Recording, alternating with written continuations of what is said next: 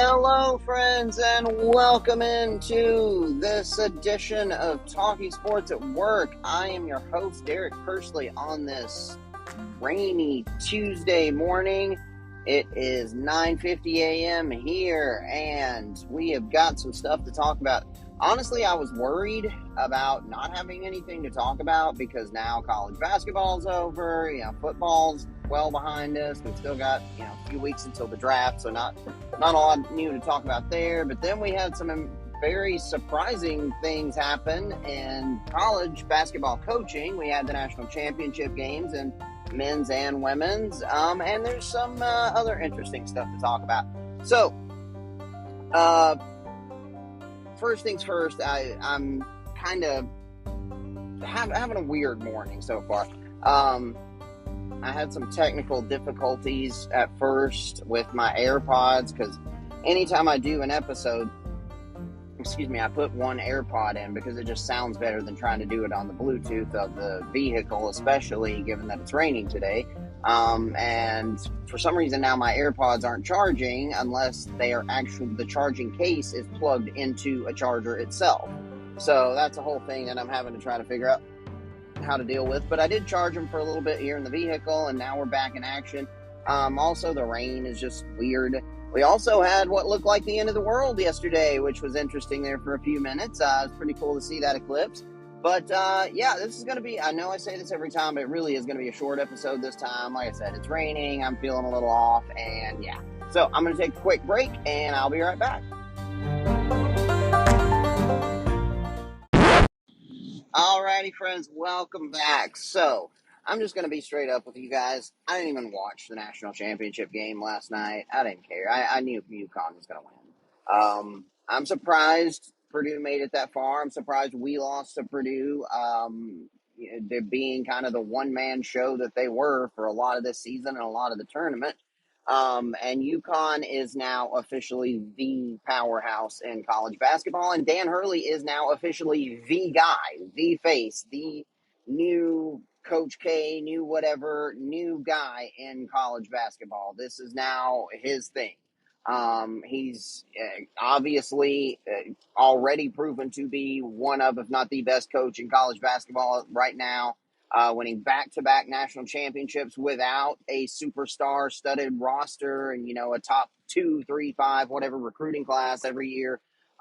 Just coaching these guys and getting the most out of them. He also just seems like a really cool guy.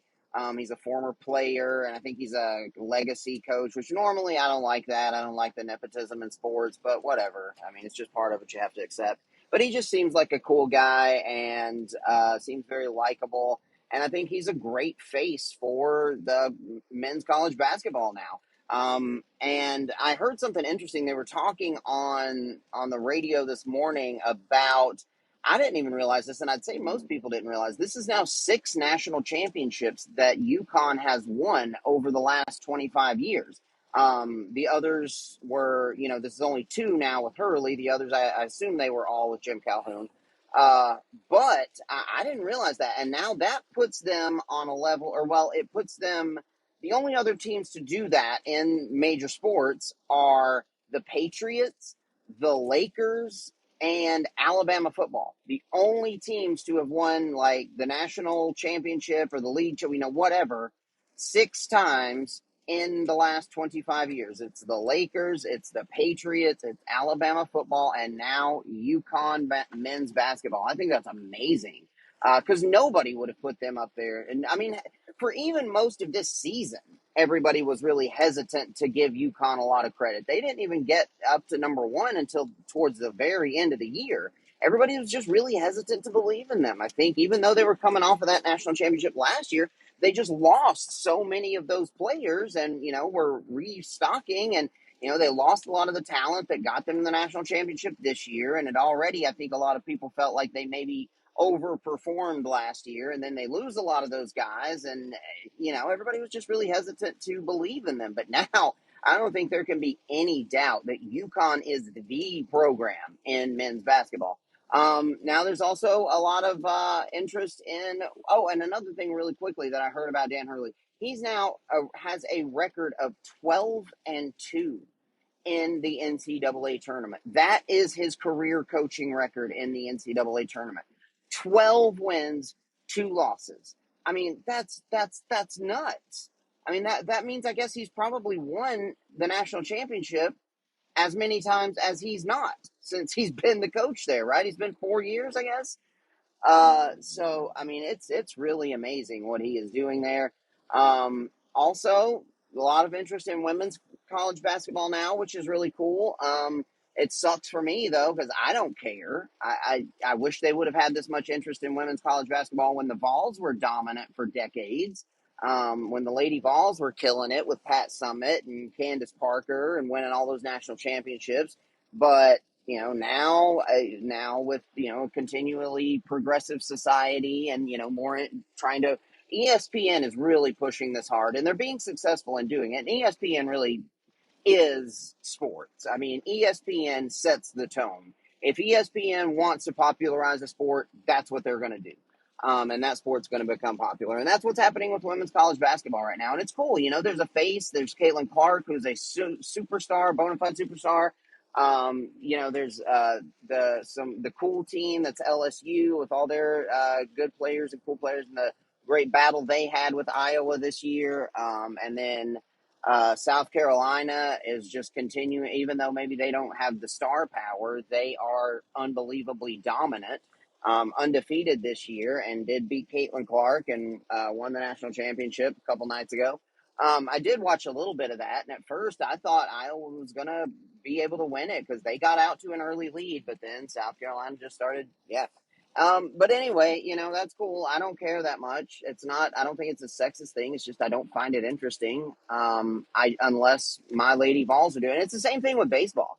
I don't care about baseball unless the Braves are good. It's just not that I'm just not a huge, just independently fan of the sport. I'm a fan if my team is doing well, and may call me a fair weather fan, whatever. I don't care. It's just, if my team is doing well, then I'm interested in the sport. It's not like that with football. I'm going to watch football no matter what. I mean, God knows if that was the case in football, then I probably wouldn't care about football for the last 20 years because the Titans and Vols have been far from, that team over that course. But, with football, I'm going to watch no matter what.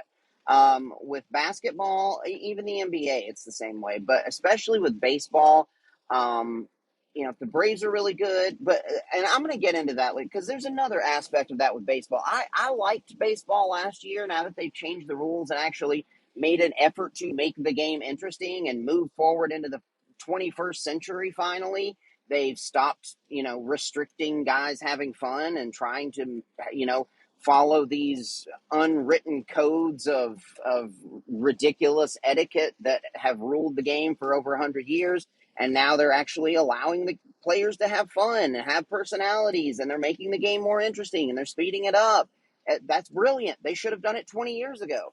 But it is more interesting now. And for me personally, it's much more interesting now that the Braves are as good as they are. And so, but the problem that I have with that, because I was looking at it actually just yesterday, the problem I have still with baseball is that I can't watch every game for unless I want to pay. I actually looked it up. It was $150 for the year to have that MLB League Pass or whatever they call it, MLB TV, where you can watch every game, or you could pick one single team for $130 a year, and I'm not paying that. But otherwise, I can't watch every game for my team. The Braves being the big time team they are, they're only on national TV once every couple of weeks. So that makes it harder for me to stay interested if I can't watch them every game. No matter what is going on, no matter who you're a fan of in the NFL, your team's going to be playing on national TV. No matter who you're a fan of, if you're a fan of a major college football program, your team's going to be on TV. You're never going to have to miss a game. It's not that way with baseball. So that's another reason why it's hard for me to stay interested in that. But yeah, we'll see. I mean, now that it is baseball season, I'll kind of, be a casual fan and remain interested and try to stay up to date, especially considering the fact that I do a damn sports podcast. But it also is going to now allow me to branch back out and get back into my other interests. I'm working more on my novel, which is really important to me. I'm doing really well in school. I'm almost done, and then I'm going to hopefully continue on and get my master's. And, it just allows me to branch back out into the other areas of my life that aren't sports. So that's a good thing. But I'm going to continue to try to watch baseball here and there, and I'll stay up to date with it. Anyway, I got way off topic there. What I was talking about was college basketball. Um, the Vols will hopefully be back and good again next year. You know that we're at least going to be, a Sweet 16 caliber team probably, but feels like this was our opportunity to maybe win a national championship. We've never had a player like Dalton Connect in my lifetime, and then all the talent that was around him, it just felt perfect. But we couldn't seal the deal. And even if we had gotten past Purdue, I don't think we would have beaten UConn anyway. But it would have been nice to at least make it to the Final Four and maybe the national championship. So yeah, but UConn is dominant. Another interesting thing that I didn't even know until just a few minutes earlier today, actually, John Calipari out. I don't know how I missed that, but apparently it happened on Sunday, I think. John Calipari is now coaching Arkansas. I'm still not sure. I honestly just found this all out for sure a few minutes ago and read about it whenever I was stopped at the store a few minutes ago. So I'm still wrapping my head around it. Um, John Calipari left Kentucky to go to Arkansas, and I get it. It makes sense. The expectations at Kentucky, he was just no longer meeting their bar. As far as recruiting, he was still getting the top recruits in the country, still a top. I think he had a top 5 recruiting class literally every single year he was at Kentucky, which I think it was 15 years. So he was getting the talent, but he just wasn't, they weren't putting it together and they weren't being successful for a long time now. So he just made the decision, you know what, I'm going to get out of here. Get away from the blue blood program and go to somewhere where there are almost no expectations, which is Arkansas basketball. And so that's going to be, you got to be excited if you're an Arkansas fan, because he's going to take that program to new heights. It's not going to maybe be the bar of Kentucky, but the bar for Arkansas is way, way down here. And if you can see me, there's a big gap between them. Um, but yeah, so you got to be excited if you're an Arkansas fan. That's going to be a very interesting thing for them. Now Kentucky, where do they go from here? Dan Hurley's already said he's not going anywhere. Nate Oates also said he's happy at Alabama. I saw that Billy Donovan was a potential candidate. I like that. I think that makes sense. I never really made a ton of sense for him in the NBA. I still don't know how well he's done. He's not done very well, or else I would have heard about it. But he was an excellent college basketball coach at Florida, and I think that might be he's very different. He is not Calipari. Calipari's flashy and cool and almost Lane Kiffin-esque. And Donovan is not that. Donovan's the flat top, stern, military looking dude. But it would be interesting, and he's definitely a great basketball coach, college basketball coach. So that's an interesting possibility. But yeah, basketball is over. South Carolina national champions, UConn national champions. UConn is putting themselves up in like very, very elite level, winning back to back and apparently 6 in the last 25 years. So yeah, I'm going to take another quick break and I will be right back. Alrighty, friends, back again. So I'm going back off of sugar for a while, or at least a lot of sugar. There's a direct correlation between my weight and apparently my face and how much sugar I eat, because my face had been breaking out pretty regularly with just these little, not even really pimples, but just like little red spots on my forehead and on my cheeks for the last few weeks, and I wasn't exactly sure what it was. And then I've cut way back on sugar for the last week or two, and they went away. And then as of the last couple of days, I started back on sugar a little bit. I found these friggin' chocolate covered almonds, but they're not just chocolate. They are chocolate. They are sea salt caramel flavored chocolate covered almonds. They are incredible. And so, of course, I'm gobbling those down. And then what happens this morning? My face is broken out again, and I can already tell I'm starting to gain a little weight back. So I am going to throw those things away, and I'm going to go back off sugar, not completely. I don't cut it out completely, but I'm going to cut way, way, way back again. That was unrelated to anything sport. That was just what was on my mind right then. So there you go. So we've got the NBA playoffs coming up pretty soon. I'm going to be honest about that. I haven't paid attention to the NBA at all this year. I've probably watched maybe like 3 games all year. I don't know why. It's just not interesting to me. The Lakers aren't that good. The Grizzlies are terrible, and I just don't care that much. Now, I'll start watching when the playoffs come, but yeah, for some reason this season the NBA has kind of been like I usually am with baseball. I don't care until the playoffs. And I don't know, it's weird. I'm not usually like that. I usually watch the NBA more, but for some reason I just haven't. Boston is dominant in the East. They have already secured the number 1 seed and are like 15 games ahead of everybody else. It looks like they can almost be penciled into the finals, but I would be careful about that. They don't always perform as well as they should in the playoffs. And then the West is the West. It's been this way for a long time. You'd think eventually that things would even out, but it has been the Western Conference has been by far the most difficult and talented and best conference in basketball for it's like 15 years now. Like it's been a long time. And that's still the case. It feels like there's really one good team in the East and a lot in the West. Now, what's really interesting is the new blood in the West. These new teams that have really risen. Oklahoma City, I like them. I think they're fun to watch. I like these young, exciting teams. The Minnesota Timberwolves, I think, have they're close. They're either in first or right there close. Denver and Jokic, I mean, he's boring to watch, but my God, that dude is unbelievable. He just really is. So you've got, I think those are the 3 teams right there competing for the 1 seed.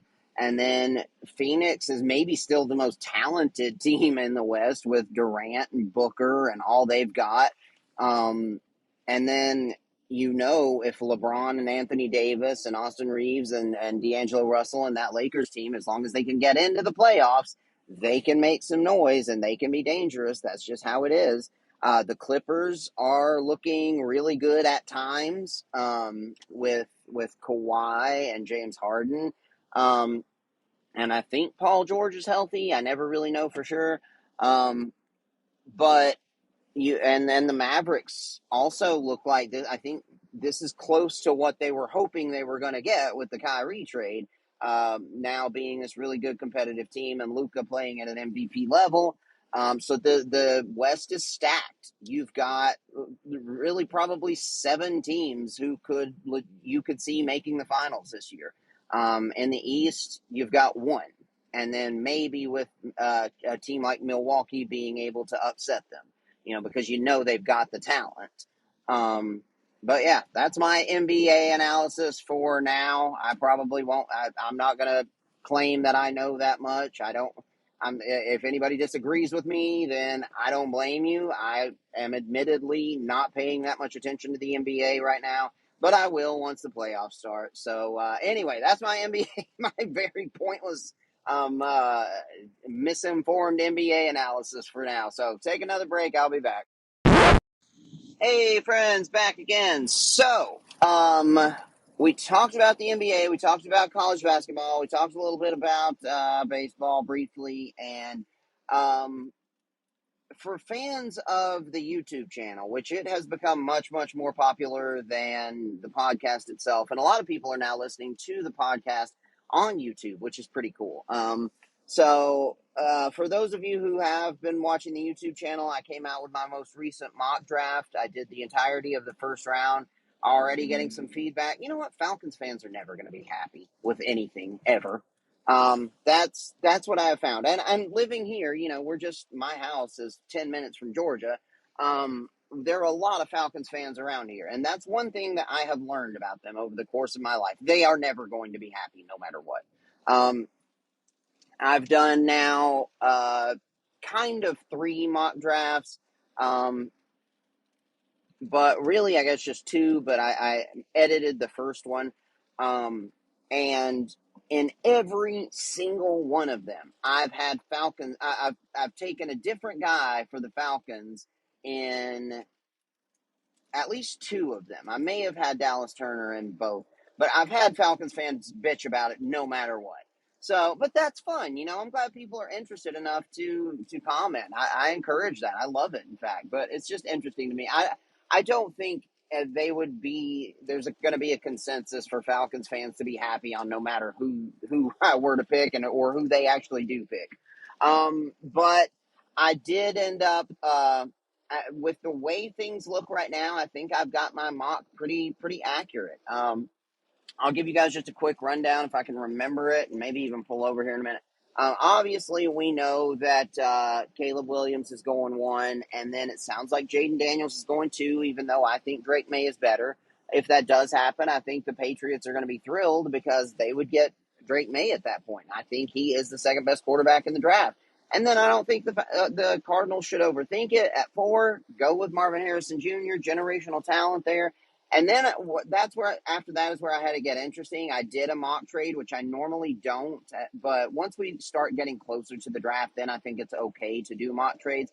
I just think it's silly to do it, you know, a couple of months before. But as we get within a couple of weeks of the draft, then I think we can more accurately sort of gauge what potential trades might happen. So I did a mock trade with the Vikings trading up to 5 and taking J.J. McCarthy. The Giants then, and that would give the Chargers a lot. That would give the Chargers, they'd only be moving back 6 spots, but they'd also acquire pick 23 in the draft as well as pick 11 and probably next year's first round pick. Sorry, for some reason, I think these tires are not good because every time I start speeding up, they are spinning. Like, what is going on? Maybe I just need to slow down. Anyway, sorry, that was I was going up a hill, and every time I started going above like 40, my traction light started coming on, and the tires started spinning. I'm gonna have to report that and get these tires changed probably. Um, Anyway, so I'm going to be really careful. And again, for those of you who are new listeners or whatever, safety is a priority. I don't, anytime I look at my notes or stats or, you know, do anything, I pull over to do it. It's all hands free. I'm basically just talking as if I were talking on the phone. Um, yeah, I forgot where I was. So yeah, I had the Chargers loading up on picks and the Vikings getting their quarterback. The Giants should also be happy there. And the reason I would have that happen is because the Vikings, the one team they would want to get ahead of there, I think would be the Giants. Because although it doesn't sound like they're going to, they are the one team left in that top few that would possibly take a quarterback. So the Vikings would want to get ahead of them. But then they add Malik Neighbors, and my Titans get the guy we want all along, who is Joe Alt. And then you've got the Falcons. I have them taking Dallas Turner. I had at least one comment on the YouTube version, very long and detailed and thought out comment about how this person disagreed with it. He thought Latu was better. He even thought Jared Verse was better. I get that. And I even said in my analysis that I think they are all right there on the same level as far as those 3 are the top 3 edge rushers in the draft, and you could put them in any order you like. It's all like 1A, B, and C. I don't think any one is clearly better than the other, but I do think that Dallas Turner is the most complete and would be the most ready to go and like has the lowest or has the highest floor of any of them. Anyway, so I'm not going to go through the whole mock this time. You guys can watch that on the YouTube channel. What the fuck is going on with these tires? I'm not going to be able to drive all day in the rain if these tires are this fucked up. I don't know what I'm supposed to do here. Anywho, Sorry about that. Sorry about the language. I know I'm going to hear it from my mom about that. Um, what the what? Anyway, so I don't know. I probably shouldn't stay on here too much longer. So the last thing I was going to talk about, though, and this is just an interesting little factoid, WrestleMania happened over this past weekend, and I, as a kid, was a massive, massive wrestling fan. Like I was all about it. You know, I had all the toys, all the videos. I had. We did the backyard wrestling. We did the trampoline wrestling. You know, I was all about it. And, you know, these were back in the glory days of The Rock and Shawn Michaels and Stone Cold Steve Austin, Goldberg, Sting, Bret Hart, you know, back in the golden age, I feel like, of wrestling. Now, I haven't paid any attention to it in, well, probably 20 years or more.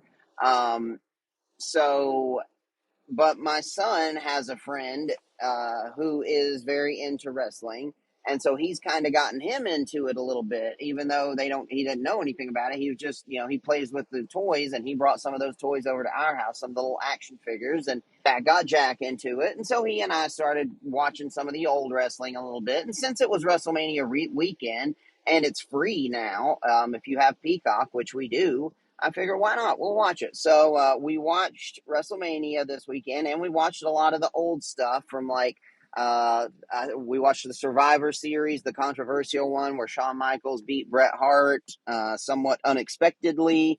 And we watched a little bit of the birth of DX because I was very into them.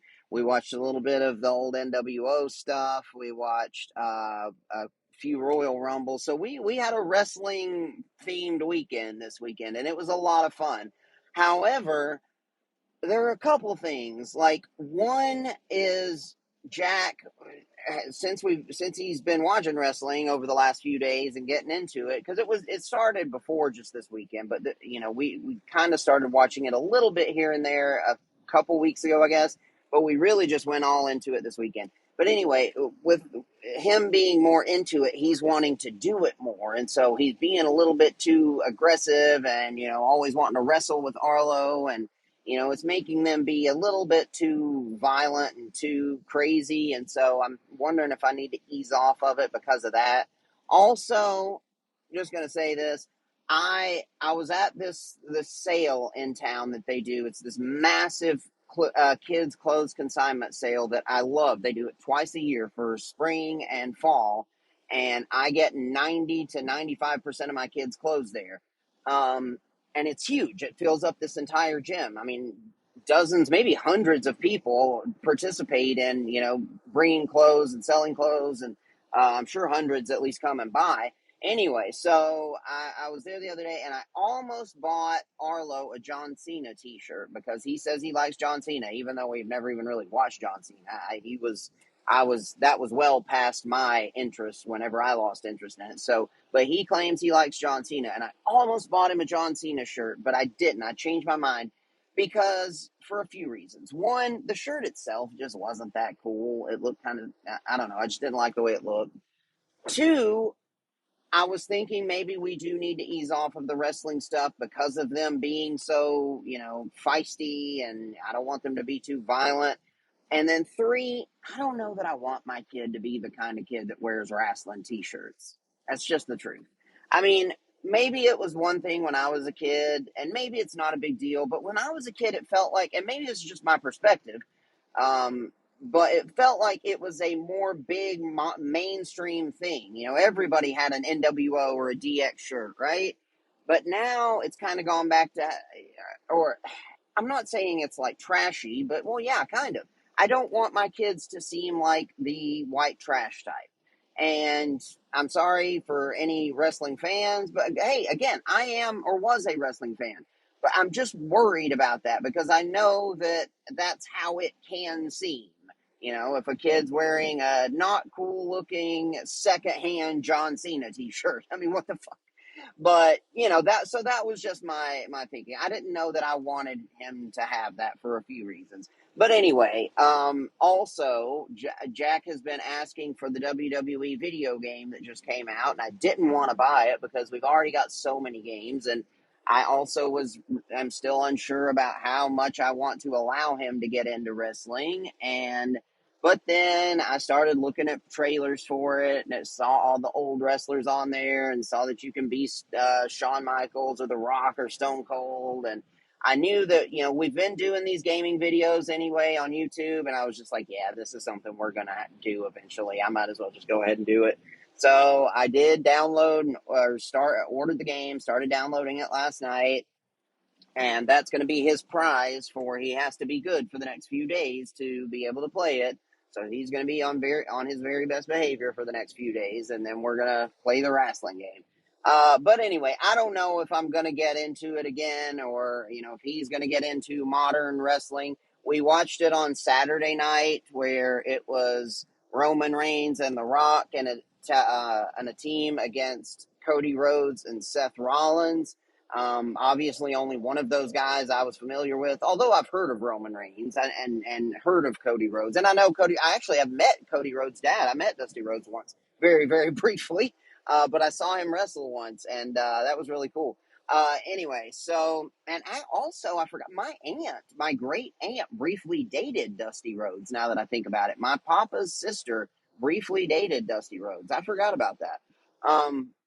Anyway, man, how crazy would that have been if she had fathered one of his successful children?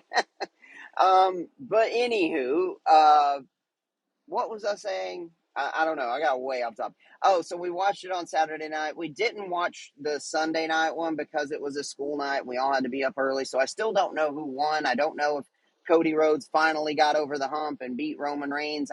If I had to guess, I'd say he probably did. I ought to look it up. But I said that if they lost the tag team match on the Saturday night, then I got the feeling that would mean he'd win on Sunday night, because of that. Supposedly, if they lost the tag team match, then that meant bloodline rules would be in place for the championship fight the next night, and so that just made it more of a hurdle, more adversity for him to have to overcome, and so it seemed like it would be more likely that he would win.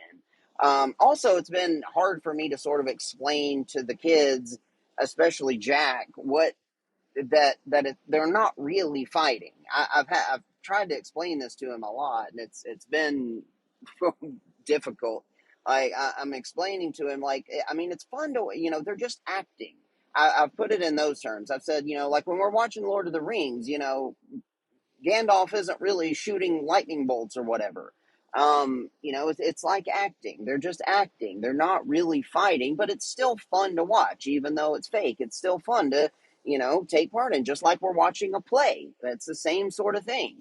Sure, it's not real. They're not really beating each other up, but this stuff can hurt. I mean, they are doing some stuff that hurts. They are, physically talented men and athletes, and, but it's just not a real fight. But that doesn't mean that it's, not fun. It's still fun to watch. So that's been an interesting conversation to try to have with him. Anyway, I think that was pretty much all I was going to talk about today. And these tires are driving me nuts, and I am going to have to figure out something to do with this vehicle. So anyway, I hope that it quits raining soon. I hope everyone has an excellent Tuesday, and I'll talk to you guys again soon. Love you. Bye.